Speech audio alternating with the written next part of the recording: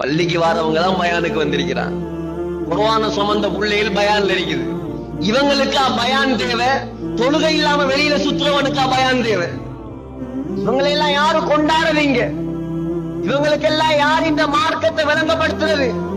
இவ்வளவு பெரிய பொறுப்பை தந்த அல்லாஹ் நம்ம அனுப்பி இருக்கிறான். யோசிச்சு பாருங்க வாலிபர்களே, நீங்க எல்லாம் பொறுப்புதாரிகள், நீங்க எல்லாம் பொறுப்புதாரிகள். உங்களோட நண்பர்களை எடுத்து பாருங்க. நீ பள்ளியில உட்கார்ந்திருக்காய் வாலிபன், மாஷா அல்லாஹ், அல்லாஹ் கபூல் செய்யட்டும். உங்களோட கிளாஸ்ல, உங்களோட ஐசிபிடில, உங்களோட கேம்பஸ்ல, கிளாஸ்ல எத்தனை பேர்? 100% படம் பார்த்துட்டு இருப்பான். 150% தொழவே மாட்டான். 150% செட்டிங்ல இருப்பான். இவனெல்லாம் பாவம் இல்லையா?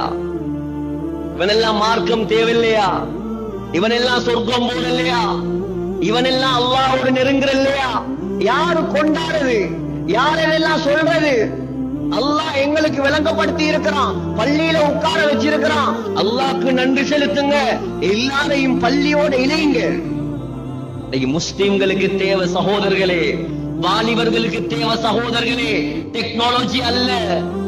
வாலிபர்களுக்கு தேவை அந்த இந்த தொடர்புகள் அல்ல. முஸ்லிம்களுக்கும் வாலிபர்களுக்கும் தேவை அவனுடைய தொடர்பு.